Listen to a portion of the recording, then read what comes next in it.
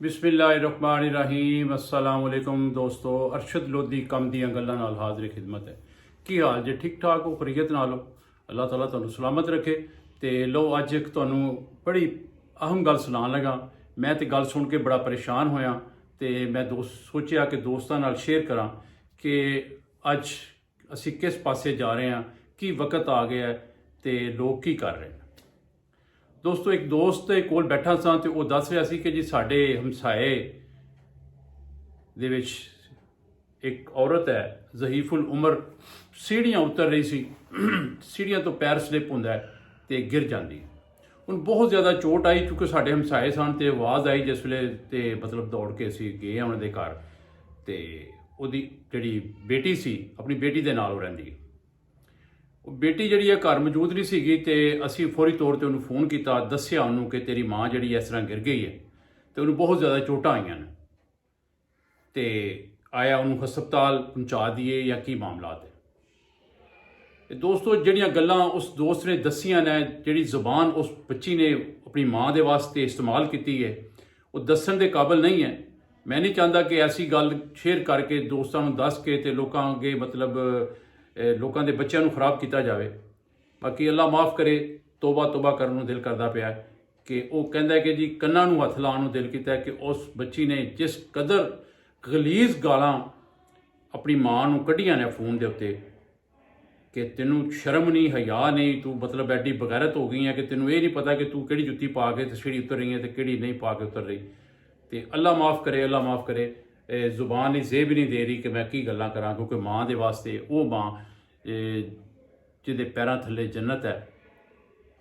तो as a मुसलमान सानू पता है कि अल्लाह माफ़ करे किसी भी सूरत है माँ बाप अगे उच्ची गल करना तो बड़ी दूर की गल है, उफ करना भी जड़ा है वो गुनाह है। तो तुहाडे इलम च होएगा कि हज़रत अवैस करनी जिन्हों ने जिहड़े सहाबी होए ने लेकिन वाहद सहाबी ने जिन्हों ने अपना नबी करीम सल्लल्लाहु अलैहि वसल्लम का दीदार नहीं किया लेकिन वो जनती भी दुनिया के विच उन्होंने यानी बिशारत सुनाई गई कि तू जनती है। तो वह कारनामा की सी, वो नेकियां की सी, क्या वो बहुत ज़्यादा नमाज़ां पढ़ता सी, बहुत ज़्यादा ज़ुकात दिंदा सी, बहुत ज़्यादा खैरात करता सी या बहुत ज़्यादा नेकियां करता सी? नहीं, ऐसा कुछ भी नहीं सी।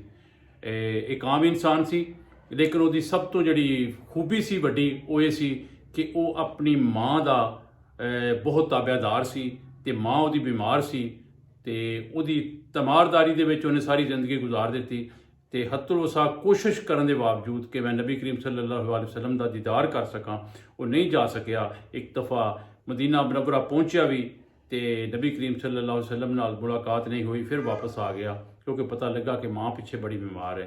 तो दोस्तों अज असी किस पासे लगे हैं कि असी माँ बाप नूं ही गालां कढ़ रहे हैं। ये वो माँ बाप ने जिन्होंने सानू जम के पाल के जवान किया, साढ़े तमाम अखराजात चुके, सानू इस तरह पालिया कि वो बचपन दे विच आपे गिले विछोने ते आप सो रही है तो सुक्कियां सैडां ते जनाब अपने बच्चे नूं सुला रही है या अपनी बच्ची नूं सुला रही है। अपनी रात दियां नींदरां हराम जिन्हां वास्ते कीतियां, जिन्हां दे अपनी जिंदगी दे सारे जवानी दे वो साल जिहड़े मतलब इंसान अपनी जिंदगी दे अहम तरीन साल होंदे ने वो अपने बच्चों को पालन दे विच ला दिंदा है ते आप बुढ़ापे की तरफ चला जाता है जो कि बच्चे कड़ीअल जवान हो जाते हैं।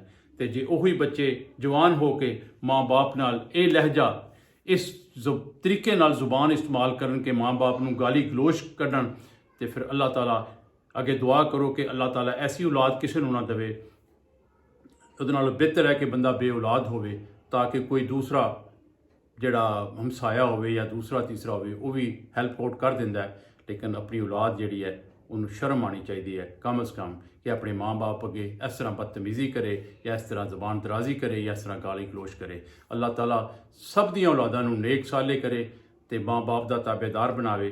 तो दोस्तों गल दे मुतल्लिक की कवां, समझ सारे दोस्तों को आ गई है, बस दुआ ही कर सकने कि अल्लाह ताला ऐसी बदबख्त औलाद किसी को ना देवे जिहड़ी माँ बाप अगे बदतमीज़ी करे या उन्होंने गालां कढ़े। अल्लाह ताला सब दा हामी और नासर होवे। बशर्ते ज़िंदगी कल फिर मुलाकात करांगा। अल्लाह हाफिज़।